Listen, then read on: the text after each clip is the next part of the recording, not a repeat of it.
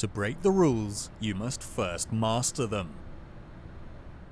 These are the words of the world's most luxurious watchmakers, Audemars Piguet. But the company wasn't always glitz and glamour.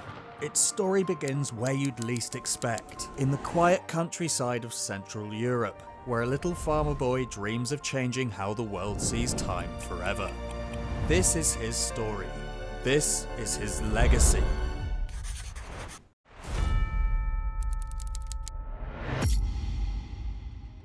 Our story begins long ago, flipping the pages of history all the way back to the mid-19th century. In 1851, Jules-Louis Audemars is born in the Vallee de Joux, a Swiss alpine haven located right next to the French border. To say the Vallee de Joux is idyllic would be the understatement of the century. With its picturesque pine tree forests, lush green hills and snow-capped mountaintops, there's no better image of the beautiful Swiss countryside. And it's here that one of the country's most treasured exports will take its roots. Audemars' father is a farmer and watchmaker, and the man teaches his son all the tricks of the horologist trade, hoping that one day he'll carry on the family legacy. Like other Swiss watchmakers, the Audemars family values quality, care, and a strong attention to detail in their craft. A tradition that the young Jules-Louis would never forget. On top of that, the Joux Valley is rich in iron ore, the material needed to make complex watch mechanisms. Still, while the Audemars family was well off and happy, Jules-Louis believed he has the talent to turn the family name into a household one. To stun not just Switzerland with his skills, but all of Europe. Fast forward 23 years to 1874. Jules-Louis Audemars is a young man looking to start his business, but has no idea where to begin. As luck would have it, Audemars one day stumbles into an old friend, Edward-Auguste Piguet. The two had been close childhood friends at school, but life had taken them in different directions. Now both in their early 20s, they reminisce over good times. It's then that Piguet reveals he too has trained to become a watchmaker. A very good one, in fact. Just as dedicated to delivering high quality as Audemars. Seeing the potential they both hold, Audemars shares his dream of setting up a successful watchmaking company.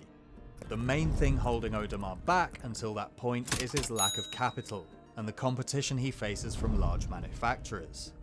With their new partnership established, however, the two would fare much better together than alone. Piguet shakes Audemars' hand, and a legendary partnership in the history of horology is born at that very moment. This isn't the start of Audemars Piguet just yet, however.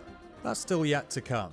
Instead, the two watchmakers take a third partner on board, a man by the name of Lazette Salapian, to jumpstart their business. Audemars and Piguet decide on a precise work pattern to ensure they produce the highest quality watches while working together. While Audemars focuses on creating the complicated watch movements he'd learned to master for manufacturers, Piguet makes the final, finishing touches with the utmost care. With this division of labour in place, Audemars and Piguet enjoy some early success. They're able to produce top quality watches at a good pace, and Piguet's skills in sales mean they're rarely short of customers. A few years down the line, in 1881, the two partners make the jump to go it alone, splitting from Lazette Salapian. They combine their two names to found a company that would go down as one of the most influential in watchmaking history, Audemars Piguet. But this was just the start of the two men's careers.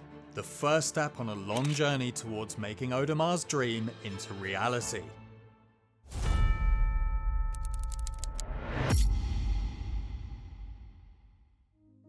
With their new business founded, Audemars and Piguet take a slightly different approach to production. Piguet turns to handling everything to do with sales and management, while Audemars continues focusing on watch production. This isn't to say the two are flying high. Far from it. The shiny new name doesn't hide the fact that they're still competing with some of the world's largest watch manufacturers at the time, such as the Waltham Watch Company and the Waterbury Clock Company in the United States. If the two want to build a long-lasting foundation in the industry, they'll have to provide their clients with something not just of high quality make, but also totally unique. So Audemars sets to work, and after months of hard work drawing up design plans and meticulously putting parts together, he presents a revolutionary new watch to the world in 1892. It's a first-minute repeater wristwatch, the very first of its kind. The new device allows the wearer to press a button on the side, which then lets off a series of chimes that signals the hours and minutes. Whereas previous repeater watches had only ever managed to chime for the hours and the minutes by 15-minute intervals, Audemars' new design allows the watch to tell the wearer the time down to the exact minute through chiming. With Audemars' end of the agreement done, Piguet sets to work. He comes into contact with one of the leading watch manufacturers in Switzerland, the world-renowned Omega SA, headed by Louis Brandt. Audemars Piguet agrees to sell the design to Omega, whose owner is delighted with the result. The design soon becomes a bestseller in Omega's repertoire. The company's success doesn't stop there. In 1899, Audemars creates what might be his magnum opus, a grand complication pocket watch. The watch is a marvel of its time, featuring 7 complications, which is to say 7 features on the watch's face that tell something other than the time. Here's a rundown of what Audemars includes. A minute repeater, a customizable alarm, deadbeat seconds, meaning the second hand stops for a full second with each tick, a stopwatch, a split seconds hand, and finally, his pièce de résistance, a perpetual calendar, which keeps track of the day, date, year, and even the phases of the moon. Considering how most watches back in the 19th century would be considered fancy if they even had one complication, this is revolutionary.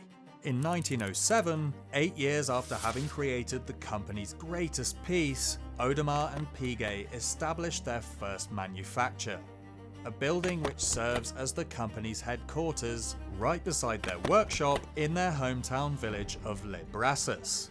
Even after many years of success, neither Audemars nor Piguet ever forgot their roots. Sadly, the two men's time is soon coming to an end.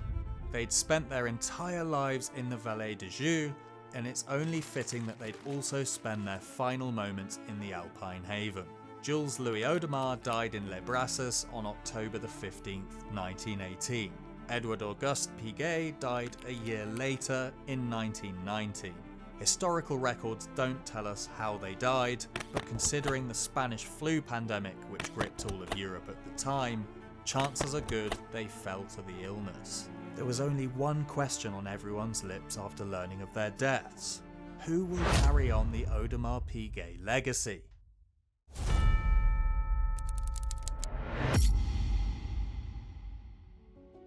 To this day, Audemars Piguet is the oldest watchmaking company still entirely owned by the two founding families.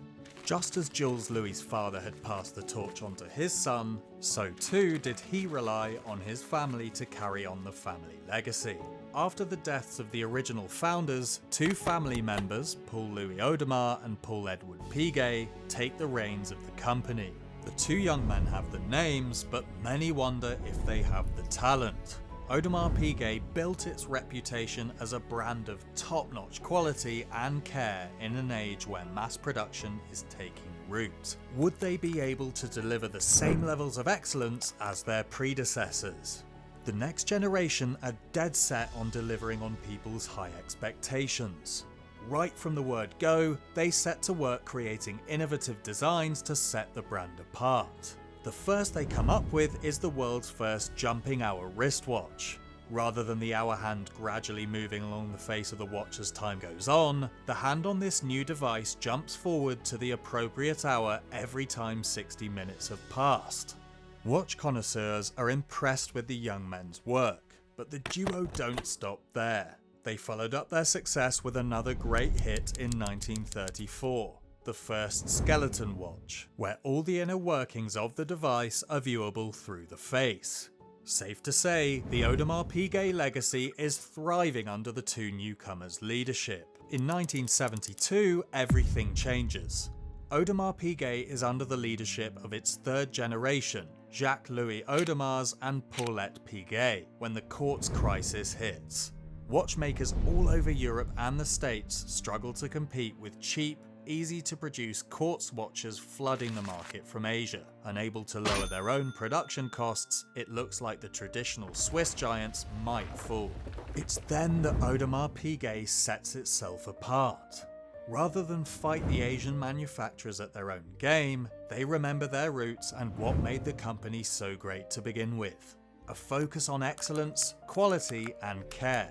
The company leans into its image as a luxury brand and releases the first luxury sports wristwatch, the legendary Royal Oak.